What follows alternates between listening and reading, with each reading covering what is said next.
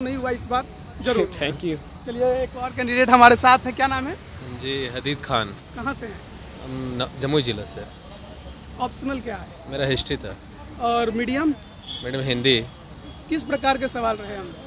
मेरे सवाल current affair से थे, श्रीलंका संकट पर था और जो हैदराबाद में इनकाउंटर का केस था उस पर सवाल था और साथ ही साथ गंगा उद्धव योजना जो चला है उस पर सवाल था। ऑप्शनल को लेकर सवाल की और बात। ऑप्शनल से भी हिस्ट्री से भी कुछ सवाल था, जैसे फ्रांस की क्रांति से सवाल था और सरदार वल्लभ भाई पटेल का जो योगदान है उससे सवाल था और साथ ही साथ बिहार का जो भारतीय स्वतंत्रता संग्राम में जो योगदान रहा उससे सवाल था। क्या सवाल था स्वतंत्रता संग्राम से जुड़ा हुआ? बिहार का क्या योगदान रहा पूरे इंडियन फ्रीडम फाइट जो मूवमेंट चला उसमें।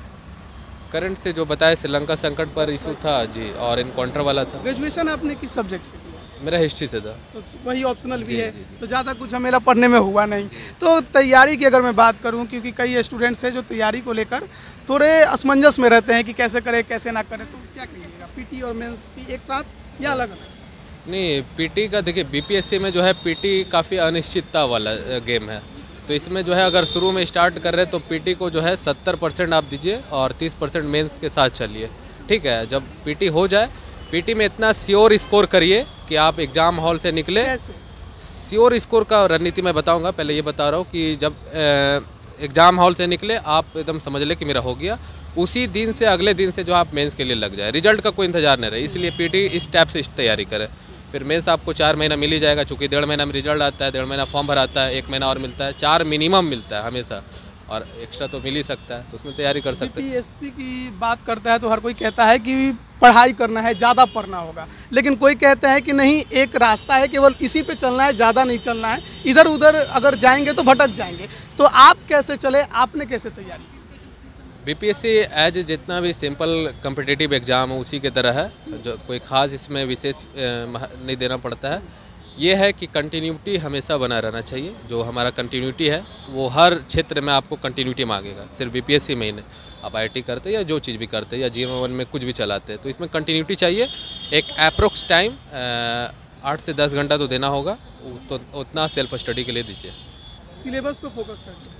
हाँ, सिलेबस से एक्स्ट्रा नहीं पढ़ना, चूँकि ये सारे एग्जाम में ये महत्वपूर्ण होता है कि आपको क्या नहीं पढ़ना है। अगर ये जान गए आप तो जो है आपको बहुत कम समय में हो जाएगी। हिस्ट्री की तैयारी कैसे करना? देखिए हिस्ट्री मैंने ग्रेजुएशन 19 में किया, ये मेरा फर्स्ट प्रयास था, तो मैं ग्रेजुएशन में ही हिस्ट्री को कंप्लीट कर लिया था। तो कोशिश ये होना चाहिए कि अपना लक्ष्य को पहले निर्धारित कर ले, उसके बाद ग्रेजुएशन के टाइम में ही उसको पूरा करने का प्रयास करें। पीटी के लिए कोई स्पेशल बुक भी आती है क्या, या 2-4 बुक पढ़ने होंगे? पीटी के जितने भी विषय है, जैसे कि फिजिक्स है, साइंस के जितने हैं, हिस्ट्री है, ज्योग्राफी है, पॉलिटिकल साइंस या जितने भी विषय है पॉलिटी, तो उसमें सारे का अलग अलग बुक सबसे पहले पढ़ लेना चाहिए। अगर सबका अलग अलग बुक पढ़ लेते हैं तब फिर उसको लास्ट टाइम में आप जो है उसको रीगेन करने के लिए आप लूसेंट पढ़ सकते हैं, ताकि वो सारा रीगेन हो जाए। लेकिन पहले लूसेंट नहीं, पहले आपको सबका टेक्स्ट बुक पढ़ना होगा। टेक्स्ट बुक पढ़ने के बाद आपके पास कम समय रहा तो एक कंपाइल रूप में जो है आप लूसेंट को देख सकते हैं। टेक्स्ट बुक में क्या, एक तो एनसीईआरटी हर कोई कहता है कि एनसीईआरटी पढ़िए। उसके अलावा जो रेफरेंस बुक है हर का, जैसे हिस्ट्री का आप जो है बिपिन चंद्रा का आता है, स्पेक्ट्रम का आता है, वो सारा देख सकते हैं। पॉलिटी का लक्ष्मीकांत का है, और भी हर का जो फेमस रेफरेंस बुक है वो पढ़िए। उसके बाद लूसेंट तो एनसीईआरटी तो पढ़ना है, उसके अलावा रेफरेंस बुक को देख लीजिए। बाकी लास्ट में आप लूसेंट करिए, लूसेंट से जो है आपका पिछला सारा रिवीजन हो जाएगा। जो सोशल साइंस के स्टूडेंट होते हैं उनका साइंस थोड़ा कमज़ोर होता है, तो ऐसे में वो पीटी के लिए क्या करें? देखिए 10th तक तो आदमी साइंस पढ़ता ही है और बीपीएससी में ज़्यादातर सवाल 10 से ही रहता है, लेकिन इसमें थोड़ा सा एप्लीकेशन वाला सवाल ज़्यादा रहता है, प्रायोगिक सवाल रहता है, यानी एक लाइफ में जो घटना घट रही उससे साइंस रिलेटेड रहता है। आपका साइंस का वो नहीं कि जो है केमिस्ट्री में जो 12th में पूछा जाता है उस टाइप का नहीं रहता है। एक प्रैक्टिकल लाइफ में जो साइंस का रोल है वो रहता है। तो आप जो है मैट्रिक तक पढ़ते हैं तो आप डर निकालिए कि हमको साइंस नहीं आता है। बाकी आप 12th से भी साइंस है तो वो और आपके लिए बेनिफिट है, और उतना डरने की बात नहीं है। बाकी साइंस में आप साइंस के जितने भी बुक्स हैं, टेक्स्ट बुक है और जितने भी नोट्स वगैरह आते हैं वो पढ़ लीजिए। जॉब प्रेफरेंस आपका क्या?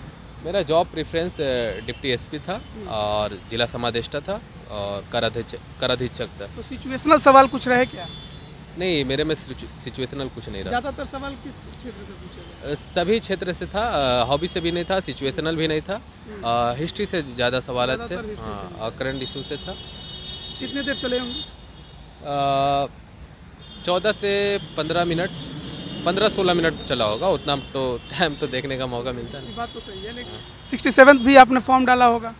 67 डाले थे और दिए ये थे? हाँ एग्ज़ाम भी कहाँ दिए। सेंटर दिया था? मेरा किया था जमालपुर।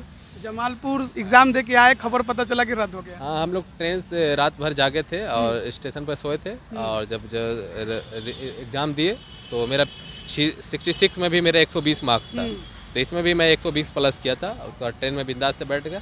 लेकिन ट्रेन के बीच रास्ता में ही हमको पता चला कि क्वेश्चन जो है लीक हुआ है। हम वहीं पर समझ गए थे कि खेला हो गया है। हाँ, तो हम लोग रिलैक्स से है। अब ठीक है, अब जब होगा मेंस का समय मिल जाएगा हम लोग को, ज़्यादा घाटा। आप लोग के लिए फायदा है या नुकसान? देखिए, अब फ़ायदा ये था कि अब से हम मेंस में लग जाते हैं, लेकिन अब है कि अब कब होगा वो वेट करना ये पड़ेगा। सबसे बड़ा समस्या है। हाँ, थोड़ा सा जो है टाइमिंग जाता है, क्योंकि टाइम का बहुत महत्वपूर्ण आप कह योगदान। रहे थे कि ट्रेन प्लेटफॉर्म पर ही सोए थे, स्टेशन पर ही। क्या होटल ज़्यादा भर गया या फैमिली बैकग्राउंड क्यों लेकर? होटल फुल था सर। होटल फुल हाँ, होटल फुल था, और प्लस हम लोग को जो है रात में नींद नहीं आता, अगला दिन एग्जाम रहता एक है। तो काफ़ी दूर दूर आपका सेंटर भी होता है, ऐसे में आने जाने की समस्या, साथ ही साथ रात भर जगना भी हो जाता है, एग्ज़ाम भी देना होता है, फिर जब पेपर लीक होते हैं, रद्द होते हैं, तो एक स्टूडेंट को किस प्रकार की समस्याओं का सामना करना? ये हट होता है, लेकिन ये अपना समाज का हिस्सा है, उसको स्वीकार करना चाहिए और उसको जो है उसका भरपाई करना चाहिए, और उसका ज़बरदस्त जवाब आप अगला एग्ज़ाम में देकर दे सकते हैं। बाकी आपको कोसने से कुछ फ़ायदा नहीं है, पॉजिटिव में लीजिए, सब कुछ को पॉजिटिव में लीजिए। आपके पास जो न्यू बच्चे हैं उसके पास समय मिल गया है, उस समय का सदुपयोग करिए, है ना। लेकिन स्टूडेंट्स के अंदर एक सवाल ज़्यादा अब घूम रहा है कि जब सब कुछ फिक्स है, भ्रष्टाचार हो ही रहा है, तो कितना भी पढ़ो कुछ होने वाला नहीं है। देखिए, ये प्रशासनिक चूक है, इस समय भ्रष्टाचार का जो लगाता है आरोप, उस टाइप का कुछ नहीं, प्रशासनिक मिस्टेक हुआ है कहीं ना कहीं निगरानी में, वो सारा चीज़ है। बाकी इस टाइप का कोई बात नहीं है जो लगाया जाता है कि भ्रष्टाचार है या सीट है, वो सब कुछ नहीं है।